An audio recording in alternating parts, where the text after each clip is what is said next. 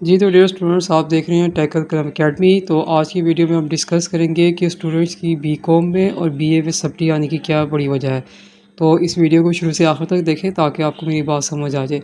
मुझे बीकॉम में सप्ली आने की वजह ये है। अच्छा, एक पॉइंट मैं क्लियर करता हूँ। बाज़ बच्चे कहते हैं कि हमने आईसीएस किया, हमने एफए किया है और हमने आईकॉम नहीं किया तो हम शायद बीकॉम में इसलिए फ़ेल हो गए। तो इसका पीछे कोई ऐसा ही कोई वजह नहीं है, ठीक है। आपने बेशक एफए किया हो या आपकी बेस आईकॉम ना हो, तब भी अगर आपके टीचर जो है आपको सही सा कॉन्सेप्ट दे दे तो आप ज़्यादा अच्छे नंबर जो है गेन कर सकते हैं। इसका पीछे कोई ऐसा लॉजिक नहीं है, क्योंकि बीकॉम में हम स्टार्टिंग से हर चीज़ सिखा रहे होते हैं ना स्टूडेंट्स को कि ये वो सप्ली आने की वजह यही है कि स्टूडेंट्स लास्ट में आते हैं। लास्ट मतलब बिल्कुल एग्ज़ाम्स के नियर अबाउट होते हैं ना, तो स्टूडेंट आ जाते हैं कि जी अभी हमने तैयारी करनी है, हमारे पास बुक्स भी नहीं, हमने बाई की है, हमें बताएंगे क्या क्या तैयार करना है, ठीक है। तो मोस्टली ऐसे स्टूडेंट की सप्ली आनी ही होती है। यहाँ होता क्या है कि सारा साल देखिए कॉलेज में पढ़ा रहे तो अच्छी बात है, अगर कॉलेज में नहीं पढ़ा रहे तो आप कोई अकेडमी ऑफलाइन या ऑनलाइन ज्वाइन कर सकते हो। स्टूडेंट ये नहीं करते हैं, वो जाते हैं फेसबुक के ग्रुप बने होते हैं, वहाँ से कहते हैं कि जी कोई हमें गेस्ट देते हैं, पॉइंट्स देते हैं, वो पकड़ा तो देते हैं। देखिए बच्चे, आपको मैं अगर कहता हूँ कि ये इसमें कॉस्ट अकाउंटिंग है, इसमें जो है ये 5 क्वेश्चन इंपॉर्टेंट है, ये आप कर लें। आप कैसे करोगे अगर आपको उसका कॉन्सेप्ट ही नहीं पता, आपने सीखा ही नहीं, आपको पता ही नहीं उसका क्या बेस है, ठीक है। करोगे तभी ना जब आपको कॉन्सेप्ट पता होगा। न्यूमेरिकल के तो वैसे ही गैस नहीं होते।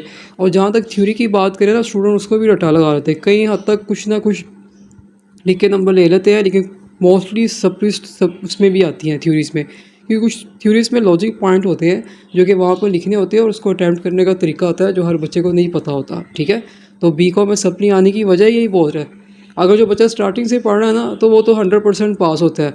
और कोई बच्चा चले एग्ज़ाम्स के 3 महीने पहले भी आ गया है, या फॉर एग्ज़ाम्पल बाज़ मैंने बताया ना, बच्चे ऐसे होते हैं जो एग्ज़ाम्स के वो 15 दिन में भी आ जाते हैं, लास्ट 15 डेज़ रह जाते हैं, उसमें भी कवर कर जाते हैं। वो बच्चे पे डिपेंड करता है कि उसमें कितना स्टैमिना है और कितना है कि जी मैंने इसको जो है किसी तरीके से पास करना है।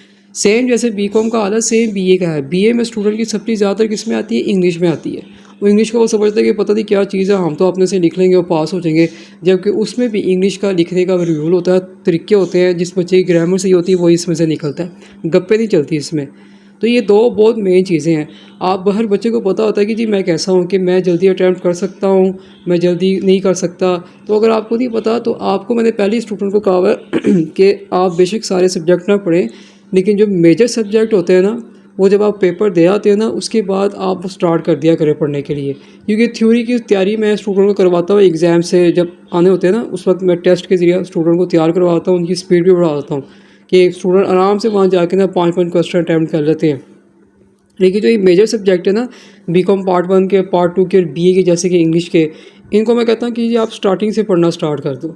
स्टार्टिंग से पढ़ने का बच्चों आपको बहुत फ़ायदा होता है, क्योंकि उसमें हम आराम आराम से एक क्वेश्चंस करवा रहे होते हैं, तो स्टूडेंट की ग्रिप बहुत अच्छी हो जाती है। ये इस तरह नहीं मैं करवाता कि जी मैंने एक सवाल करवा दिया है तो मैं आगे कहता हूँ चलो जी 10 सवाल आपने करने हैं।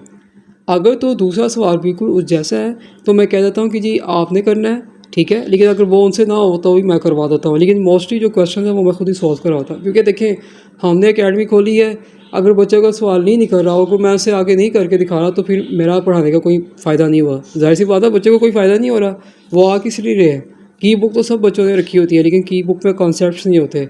मैंने अक्सर हर स्टूडेंट को जब भी कॉन्सेप्ट देता हूँ, बहुत शॉर्ट तरीके से हर क्वेश्चन को, चाहे एडवांस है, चाहे कॉस्ट है, चाहे टैक्स है, चाहे बिजनेस स्टैट है, तो मैं इस तरीके से करवाता हूँ। मेरा मेन मकसद होता है कि स्टूडेंट भाई पास हो जाए, उसकी सप्ली दोबारा ना आए, वो दोबारा यहाँ पढ़ने के लिए ना आए, ठीक है। ये हमारा सबसे मेन टारगेट होता है। और बड़ी खुशी होती है जब स्टूडेंट, स्पेशली खुशी उस वक्त भी बहुत ज़्यादा होती है क्योंकि जो बच्चे स्टार्टिंग से पढ़े होते हैं वो तो हमें पता होता है कि इससे पास होना ही होना है।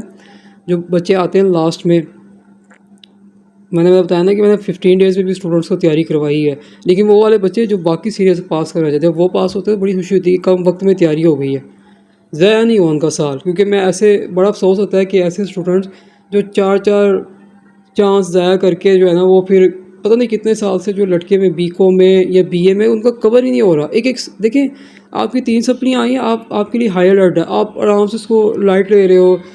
फिर पहली सप्ली आ रही है, फिर दूसरी भी आ रही है, 3 क्लियर कर रहे हैं, फिर एक सब्जेक्ट रह गया, उसकी वजह से पूरा बीकॉम ज़ाया हो गया। तो बड़ा अफसोस होता है जब ऐसे बच्चे आते हैं जो कहते हैं कि जी सर हमारा इतने साल ज़ाया हो गए। तो बच्चों, आप क्यों इस तरह कर रहे हो? आप स्टार्टिंग में पढ़ के अपना जो है उसको पास करो ना। ग्रेजुएशन की डिग्री मस्ट है, साथ स्किल तो मैं ज़रूर कहता हूँ कि वो भी सीखें।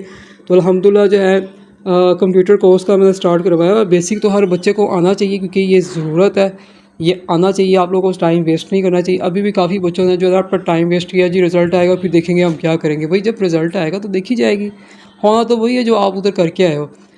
तो ये चीज़ है, तो इसलिए इस पे ये आप खुद अपने पैसे इसमें बर्बाद कर रहे हो। हम तो यहाँ तो ऑनलाइन अकेडमी खोली हुई ना कि स्टूडेंट आगे पढ़े, पेड क्लासेस देते हैं, लेकिन हमारा मकसद है कि स्टूडेंट यहाँ से पास होके जाएं, वो फेल ना हो।